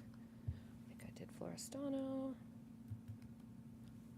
All right, so that was Dragon Building and Florestano. With the Student Services Center, so with the, this project, again, we're very fortunate, is currently funded by the county. We have requested a change to start this renovation a year earlier in fiscal '28. What's going to happen is we expect to relocate all the folks who are in this building into Florestano. And that leaves the Student Services Center vacant. They move in October of '26. With the current schedule, and again, it's driven by how the county has chosen to fund our projects, the facility would remain vacant until fall of 2030, about 2.5 years. So we will ask the county, by submitting this budget, to move up the project by 1 year if they can afford to do so.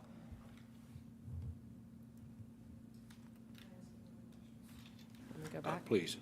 sorry, now I'm on a roll with my we go. questions. I've been quiet so far, and now you're in trouble. So that space in the Student Services Center, that is going to be vacated for some years. Could we turn that into some sort of way to make money? Like offer that space for meetings, or, you see where I'm going with this. What could we do with that space that could generate us some income while it's sitting there vacant? We do offer space for rent. We could think about that. We do, the campus is available unless classes are scheduled or other college events. We could look at that. We could look at that. It's generally not, it's more of an administrative building. There aren't classrooms in it. It's, office spaces and windows to serve students. So we'd have to think about that a little bit, but we can talk about that more, certainly in the facilities committee as well. And just, I didn't say this, but that space the building, once it's vacated, and if it's moved up a year would be great. Listed here, I didn't speak to it, but this facility would become student-centered space. Student programming, a veteran center, maybe some fun game rooms, things like that. Very much student-focused. The Student Government Association moves there. We would create a new Serenity space or interface center. Military and veterans move there. So it will be very much student-centric space, as planned currently. Okay. HCAT. This project is new to our capital budget requests this year. The HCAT building in Glen Burnie is owned by the county, and over the years has experienced severe settlement issues. It's sinking. The existing floor structure has substantial settlement with cracking, and subslab piping systems have actually separated in several locations due to the settlement. So it's a problem. These issues were well documented in an engineering study that the county commissioned last February, and they shared with us.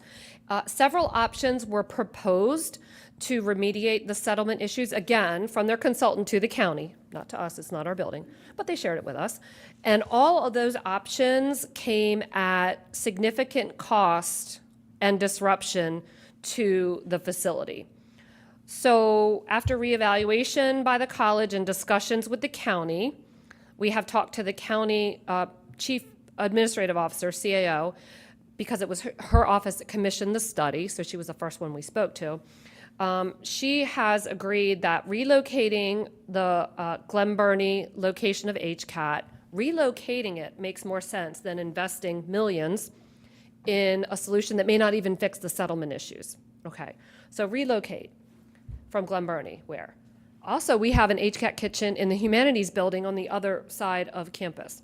So, in our creative thinking, we thought the Clausen building for innovation and skilled trades, that was always planned to have the opportunity to expand. If you're facing the building, I think to the right. To the right? So, the county, instead of spending millions to repair it, the county CAO has agreed it's a good idea to spend the money on a new capital project to build out the additional space at Clausen, move HCAT from Glen Burnie, move our HCAT folks who are currently in the humanities building. That's an academic building. It smells good, but it's not appropriate for, the HCAT kitchens. Savory and sweet want to be together, they have told us, the HCAT folks. So we would build their space in the Clausen building. We'll wait to see if that gets funded, but we have heard positive things from the county. And the request is a little over $10 million. I think that also answers a security question on our North Campus as well. I mean, it'd be far better for their students to be here on campus than at that location in Glen Burnie. So we'll keep our fingers crossed on county support and funding for this project. Last in this category, the math building renovation. So this is a new request for us to the county in the capital budget. This building was originally constructed in the mid-'80s. It's a smallish building, about 13,000 gross square feet. We did, on the lower floor, I mentioned the Child Development Center earlier. That was the space for the Child Development Center. We did decide during the pandemic to close the Child Development Center, so that space on the first floor is vacant. As we talked about, the addition to the Dragon Science Building has been deleted. So this leaves, as we talked about, the math faculty in undersized and antiquated spaces. The classrooms are equally in need of some attention. So this project was included in our 2021 master plan update, and we are looking for funding in fiscal 30 for design. Oh boy. Those are the big projects. So then we move into our. Could I just ask Oh, a sorry, quick question? sorry. This is informational question. So the extra build-out that was denied, that we can't do, why do you think the county will let us renovate? Is it a different category? No, it's a great question. It's much cheaper. Okay. It's $10 million. I think the delta on the Dragon building, it was double. Oh, It was, got it. almost $50 million more. And the county was ostensibly going to have to spend, I think it was a low estimate, $3 to $6 million just to fix HCAT. So why not take that $3 to $6 million and use it to expand Clausen? The beauty of this project also is at $10 million, we can get 50% from the state. So it's, So I'm asking about the Florestano building. The one that? Dragon. Dragon, sorry. Okay. So that would have been double, and now why are we talking about Clausen and HCAT? Because of the floor settlement issues, the structural issues. No, I got that, but I was just I'm confused, I apologize. I was simply wondering why we can get the money for the math building renovation, and I think math. you answered that question. It's a lot less expensive. Sorry, no, I didn't answer that right then. I'm sorry. Okay. I thought you were asking HCAT versus No, Dragon. I get the HCAT, Okay. that makes perfect Math sense. is in the out years. So it's Okay. a timing of, the county borrows funds for these projects. So they have debt affordability calculations that they do year by year. So Dragon starts much earlier. That renovation will be finished by the time we start math. So they look at what they can afford for Anne Arundel County Public Schools in 2030, for us for the math building. So for their affordability, it's a timing thing. Very good, thank you. I think it should be pointed out that the Madam President explained to me that the Clausens are happy with the expansion. They don't have a problem with it. I see our Executive Director of Foundation over there has given me a thumbs up. So just in case anybody was wondering, that they're fine with it being expanded to include HCAT. Great. All right, so those were the big projects, generally eligible for 50% state funding. Now we'll move into our deferred maintenance type of projects. Generally, they are county funded, but sometimes there is some college and sometimes some state funds in these projects. So our campus improvements project, this is a kind of a catch-all type of project that allows us to address unexpected emergencies as well as deferred maintenance issues. This is the project we used recently to address the unexpected repairs, I'm pointing behind me, to the bridge. Where we received county council approval to use our money, our tuition stabilization fund, $1 million of our tuition stabilization fund got added. That's, you don't see it here, but anyway, to make that repair. We also use this to kind of tick off the smaller deferred maintenance type projects that we need once we don't have any emergencies during the year.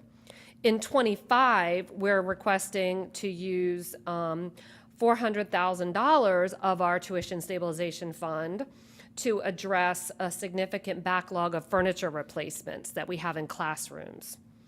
And we're also, we did ask for an increase in the out years, so 26 through 30. I think it went from 700 to 750,000 because costs are escalating. So we'd ask for a little bit more money there. Over the years, funding from this project has allowed us to replace asphalt walkways, repair and repave portions of outdated parking areas, and address ADA site issues throughout the campus. So funding for this in 25 will address deteriorated walk and stormwater issues adjacent to our library, student union, and the administration building, so that upper quad there. The systemic projects, this is a project, this is the higher level deferred maintenance type projects. This is funded every other year, ostensibly, with state facilities renewal grant dollars. We'll see what happens with this year's budget. It typically addresses projects, many of which the board has seen for approval. They're bigger contracts, projects like chillers, air handlers, roofs. And generally, those are projects, we have a facilities condition assessment done every few years, which goes out and looks at all of our buildings to see how good a shape they're in and then prioritizes deferred maintenance type activities. So in fiscal 25, you see kind of a big number there. We are requesting county funding in this fiscal year to replace the careers building roof. That roof is failing and we have multiple leaks and deterioration of the roof system. So that's what's happening in 25. And then technology fiber infrastructure. This is a continuing request. You see the $450,000 every year and then $100,000 in the out years to replace and improve the college's fiber infrastructure. That's the stuff that's under the ground that makes everything connect and work. That's a technical term, Mike. So we completed phase 1 of this project with fiscal year '23 funding. That's complete. And actually, I think later today, right? You're scheduled to award the contract for the second phase, supporting with fiscal '24 funding. So that's this multi-year, very important project. And then a recap. So this is showing all the projects. So in the out years, for example, you can see in 2030, there's the math building renovation starting with $616,000 in design. So the timing of the projects, in addition to the overall cost of the project, the timing is what the county looks at to see if they have enough debt affordability capacity. They can borrow enough money to fund our projects that we are requesting, plus their county projects, plus Anne Arundel County Public Schools projects. So timing is almost as important to them as the overall cost of the project. So that completes the capital budget review. And then we are into our multi-year budget planning tool, Mr. Chair, that you've been waiting for. And Andrew's going to walk us through that. So I'll give my initial legal disclaimer that just says this is not intended to be budget requests for future years. It is literally for planning and illustrative purposes, and will not reflect those future budget cycles. It really just is intended to allow us to make long-term assessment of the decisions we're making today under some assumptions that we'll make, and they are significant assumptions based on the conversations we've had today about the challenges we expect to see in the future. But it is our best estimate at this point, what we can see over the next 5 years. I would also say, like, don't look at any single year in isolation. It's really look at the 5-year trend. Does it look like it's going to be sustainable in that model? We run a baseline scenario with some assumptions that we've tweaked based on recent history. And you'll see the baseline assumption really gets at a 3% increase in state funding, a 3% increase in county funding, a 3% increase in tuition and fees. I know that sounds very consistent. That's a rough estimate of what we're going to look at. We should expect to see fluctuations and variations in each one of those line items every single year in the process. With those assumptions, we just plug it in consistently over the 5-year period. And then we turn some other dials on that. That's the baseline scenario. That also includes a compensation program, roughly 3%. There's challenges we know with that in the short term, but long term, does that make sense over a 5-year period that salaries are going to increase on average 3%? We also incorporated the long-term rate anticipated for health benefits, which is slightly higher, closer to 5%. And what does that look like over the 5-year period? So under that, with those caveats, as we look through this, we've got some pieces that I can walk you through what that looks like. So talked about state, talked about the county piece. Other points that I'll draw your attention to, tuition and fees I said was 3%. Other income, you'll see that ticking down. That's in anticipation of interest rates declining in the near term as we go in that 5-year period, as well as our utilization of the tuition stabilization fund. Right now we have a significant portion being used in the IT capital program. We just talked about some additions to our campus improvements funding that we're using the tuition stabilization fund for. So we expect that cash balance to decline over the next 5 years. So that's why that number starts to decline. The next one that is significant is the tuition stabilization fund contribution. So in the operating budget for 2025, we're planning for roughly $3.3 million to support our annual operations. That is not a number that we expect to be able to sustain for in infinity. At some point, that number's got to come back down. So we immediately adjust the projections down to a more sustainable piece. $2 million, a little bit less than 2% of our total operating budget is something that we think we'll be able to turn the dials on and maintain those savings. Because quite frankly, we cannot spend 100% of our budget. We are not able to issue purchase orders if we don't have the budget for it, so you always get that little bit of fluctuation and variation there. And we think that's roughly about 2% or $2 million. Auxiliary transfer, Dr. Johnson raised this question earlier. That's something that we're incorporating back into the long-term projections where we think we're going to have about $250,000 in our ability to do that. And that gets us to our total revenue pieces that we can then compare on the next slide to our expenditure expectations. So nothing baked in here for inflationary adjustments. We again are projecting, based on our recent history, that we'll be able to turn the dials enough to sustain any inflationary cost increases. But I will tell you that's getting harder and harder with the inflation we've seen over the last 2 years and the reductions we've made in the operating budget. So to Dr. Chin's question and comments earlier, how sustainable are our assumptions we're making today in the out years in this process? And I'll draw your attention to the bottom line, $2.6 million deficit does not make me feel great, but it is not insurmountable. And I say that because we've also factored in there the tuition stabilization fund turning back down. So if we can balance the budget every year like we've done for the past 5 and not use the tuition stabilization fund, we might not have to turn that dial as quickly back down from 3.3 to $2 million. And so that's $1.3 million of that deficit. We also have $1 million factored in here for essential technology maintenance and deferred technology. That is a key year-end spending initiative that we do for the past, as long as I can remember, for the replacement of PCs, AV equipment, because we know those are one-time initiatives that we can do and replace. We don't have them factored into the base budget. So with that, if we can continue to do the year-end spending to support that technology plan, that's another $1 million that's factored in there. So all of that being said, we're about $300,000 short on $144 million. That's pretty daggone close. I think we'll be able to turn those dials as we go through the near term. And we also have the tuition stabilization fund as a backstop to give us those 1 or 2 year fluctuations. But as we've talked about in the budget committee, if those challenges are more than 1 year, 2, 3 in that process, we have to continue that work that we did through the administrative services review, that academic portfolio and resources review, and start to change operations. Bringing it all back to that initial conversation, how sustainable is a compensation model that in the last 2 years we've seen 10% and a 6% pool, and what we're seeing is not sustainable if we're going to continue to see 3% revenue increases from the state, county, and tuition and fees. So we have to turn those dials in a different way, but to date, we've been able to balance that through reductions in operating expenses in other areas, reallocation of resources, and as long as we can continue those assumptions, that does work. Now, we don't just sit there and say, okay, that's great, we're fine for the next year. We actually run several other scenarios that say, okay, what if our assumptions are worse than we expected? What does that look like? What if our assumptions are better than we expected? What does that look like? And so you've got, in the book on page 57, it summarizes the different items that we run. And again, they're big ballpark figures here that we're looking at. So instead of seeing a 3% enrollment increase with tuition and fees factored in on the revenue side, what if enrollment declines 3%? What does that look like? And the reality of that situation is depicted in this graph. And again, this is on page 56.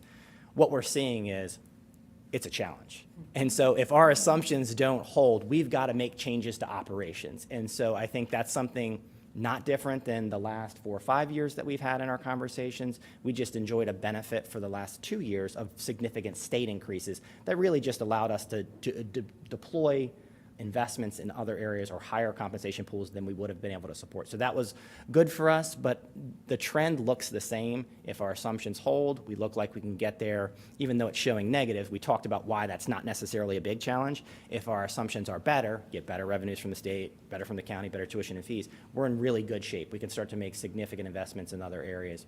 And then if it's worse, obviously we've got to change some things in our operations to be able to sustain that. So again, this is just a tool for us to have those long-term conversations about, are we making decisions today that we cannot afford to make because of the 2, 3, 4, 5 year outlook? And I think reinforced by the conversations with the budget committee, these are not unreasonable assumptions for fiscal year 2025. As the chair mentioned, this is something we have to look at every single year. This is not a set it and forget it item. We have to sit there, reprioritize where we want to make those investments, make sure we have the outcomes associated with that, sort of reshuffle the resources to make sure it's going into those areas. And I think from where we are today, we look like we'll be able to sustain that as long as our partners continue to contribute to our operations. I think it's important to point out that the TSF isn't for annual expenses. It's not for reoccurring, it's a one-time because it doesn't get replenished in the same fashion. So we have to have that kind of discipline. We can't just say, well, don't worry about it. We got plenty of money on the TSF, let's just do it. Because next year you'll be behind the 8 ball. So thanks for that kind of discipline. Yeah, I have. Sorry. Yes. Go ahead. Please. Sure. Thank you. So I want to ask. So we considering previously there was a slide we talk about environmental impact. So how things are going, it will cost more to keep the building cold and, you know, all those things. We see that we save some money on those solar panels. So are we considering, like, you know, cutting the cost right now, long run, you know, these kind of expenses will be less? I mean, are we considering this thing as well? So what we've rolled in the current assumptions, so the projections from fiscal year 2024 and the budget that was presented today for fiscal year 2025. And our assumption right now is that we'll be able to continue to do those kind of initiatives that you're talking about for utility savings, similar to what we've done over the last few years, so that it basically allows us to hold the budgets flat in those operating expenses. So it's factored in, but at the rate of, like, we'll be able to sustain the same thing that we've been doing for the past 5-10 years. Perfect. Other questions? No, that's it.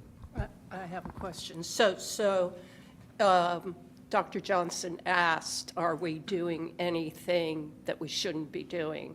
If you could answer that. And then secondly, on the tuition side, the assumption is that tuition goes up? And what is that? On average, we're projecting that tuition and fee revenue will go up by 3%. So that's a balancing act between enrollment increasing Okay. or rates increasing. But on Got average, it. over that period, we're expecting about a 3% increase annually. Got it.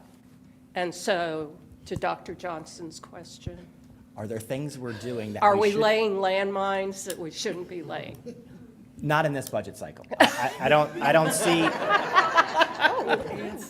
to it. Yeah, I don't see in the 25 budget where we're doing things that we can't sustain under these assumptions. And like, I'm just going to reiterate, if the funding streams change significantly from what we've used here today, obviously that's a conversation we continue to have. And it's part of the process, quite frankly. This tool is used at the very beginning of the budget development process with the committee to assess where we landed with last year's 24's budget and what we're seeing in our projection pieces to start the conversation. Then the budget committee also helps us refine our guiding principles to make sure we're putting at the top of the priority, where do we need to make investments to make improvements in student success and outcomes, and then we build the rest of the pieces to it. So it's all good reminders, and it's just one piece of the assessment tools that we have at our disposal. So unfortunately, Dr. Johnson's looking for the single indicator that lets us know if we're doing that. We don't have that. We have about 15 that we regularly track, that we sit there and look at and try and figure out, as a ball, are we doing the right things? And the red light, green light chart really helps us go, we can't solve every problem, but we're doing our best to make sure we're deploying those funds in the right areas that prove and push outcomes. And in terms of the sustainability question, 6% versus 8% in terms of the projected deficit that you see across your slide, what kind of impact does 6 versus 8 make, An additional number-wise? roughly an additional $2 million. Okay, thank you. Dr. Johnson?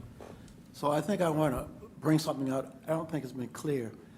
In the past years, what I thought I was seeing is, okay, here's what we want to fund. Now, how close are they to being to the priority that we want it to be? This year, we said, okay, what are the high priority things?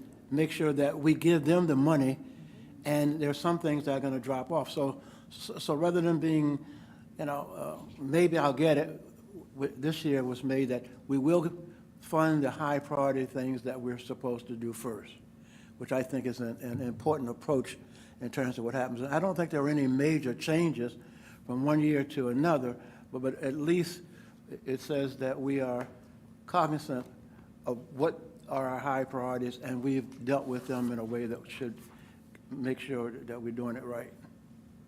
So, And I think that approach has been, that's how we've applied it internally as we went through the vetting process. I think we clarified that very early in the process this year with the committee, that our approach is, let's define the priorities, let's try and figure out ways to fund those priorities, and then we turn the dials in other areas. So I appreciate that feedback early on in the process so we could reiterate that, because that's definitely the approach that the president and vice presidents have done as we vetted projects. Trustee Chaudhry? well, I have one more thing. Oh, sorry. Don't use my name anymore.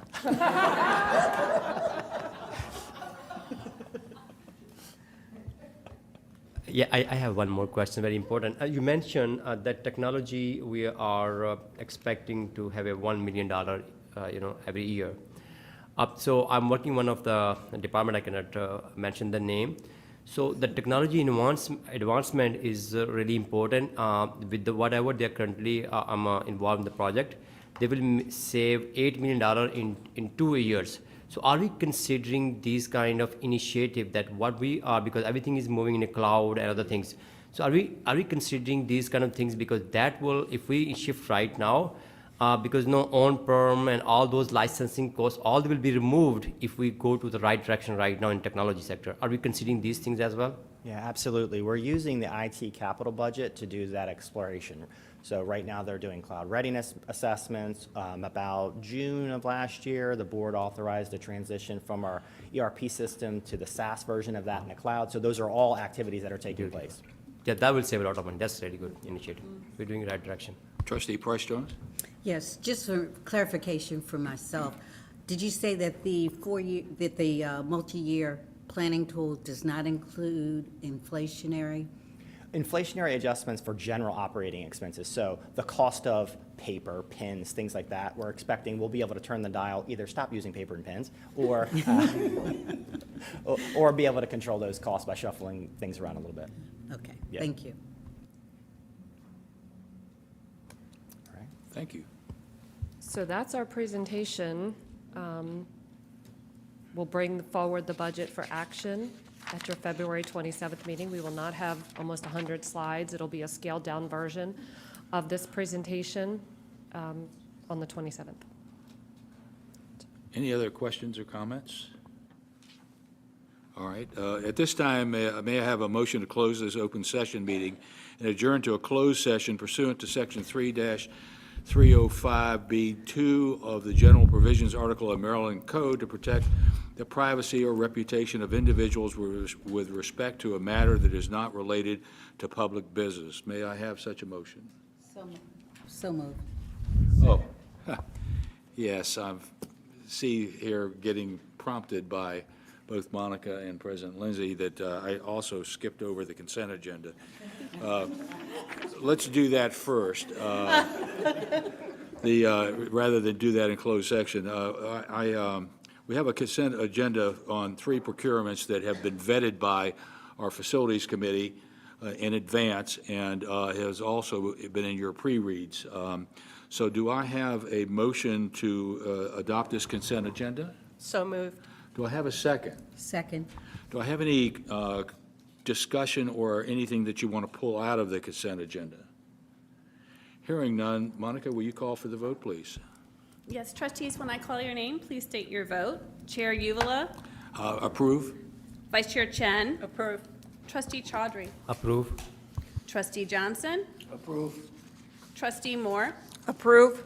Trustee Price-Jones, Approve. Trustee Stanton Buttram.